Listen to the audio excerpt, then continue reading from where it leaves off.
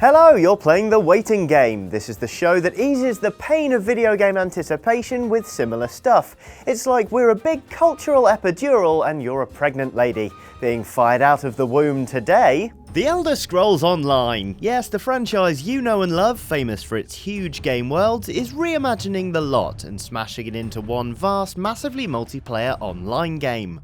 Giving you free reign over the entire realm of Tamriel, you join one of three warring factions about 1,000 years before the events of Skyrim.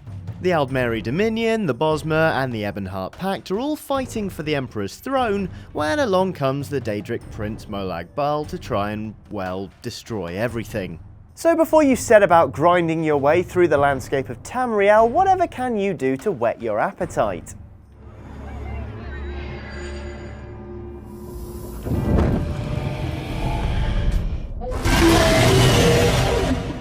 Okay, yeah, pretty obvious this one, but I promise I'm not trying to insult your intelligence. The Elder Scrolls V Skyrim is a bloody fantastic game. Chances are you already know that.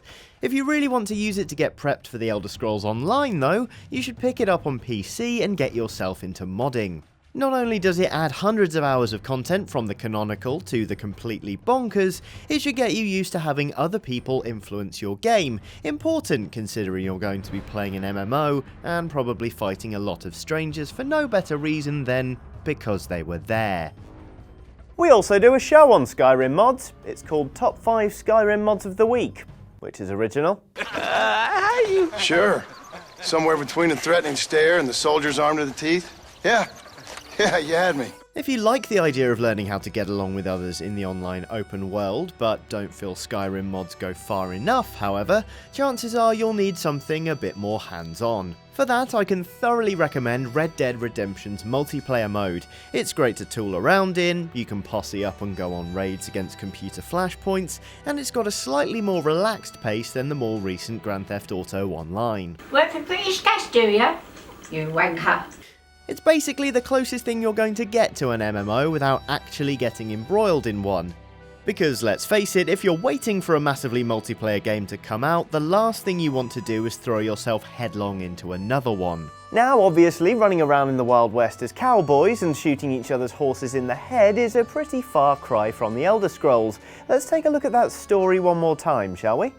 Now, Molag Bal is an evil chappie who gets referenced in Skyrim. You can even bag his mace after doing a little quest if you like. I give you its true power, mortal.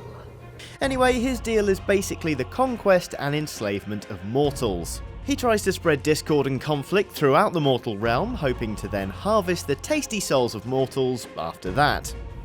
Now, I have a soul in oblivion that needs claiming. Take care of the house while I'm gone. And apart from the whole soul-eating bit, that kind of sounds like a fellow called Sauron. Lord of the Rings is the incredibly popular trilogy of books by J.R.R. Tolkien, arguably the most significant fantasy work ever. It's also been adapted for the screen, in case you're wondering why books can suddenly move. In Lord of the Rings, the Dark Lord Sauron, not dissimilar to Molag Bal, wants to crush the realm of man and take over the whole land by being straight up evil.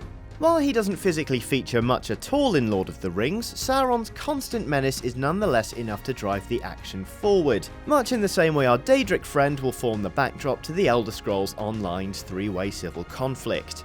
Also quite similar to the plot of the Elder Scrolls Online is Dragon Age Origins. We're not recommending Dragon Age 2, that was rubbish. Dragon Age is a high fantasy RPG from BioWare in which you play a warrior, mage or rogue in the kingdom of Ferelden, which is currently in a state of civil uproar. It's up to you to unite the land in order to fight off invading demonic forces. To be honest, it all sounds like a bit of a ball ache, but trust me when I say it's actually really rather rewarding to play.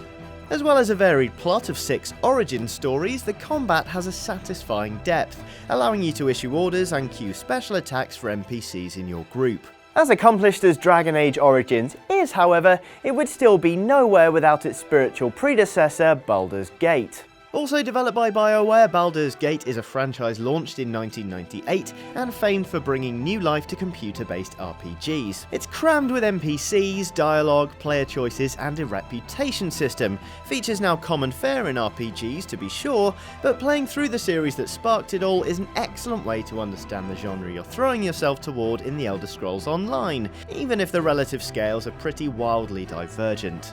Best of all, the first two Baldur's Gates have recently been re-released on PC, Mac, Android and iOS in enhanced editions. Hooray! And if all that page turning and button bashing has tired out your hands but not your appetite for violence, you could always watch some Vikings mash each other's heads in with axes. Having finished its first season just last year, it tells the story of one of the best-known Norse heroes, Ragnar Lodbrok, as he pioneers the first Viking raids into northern England.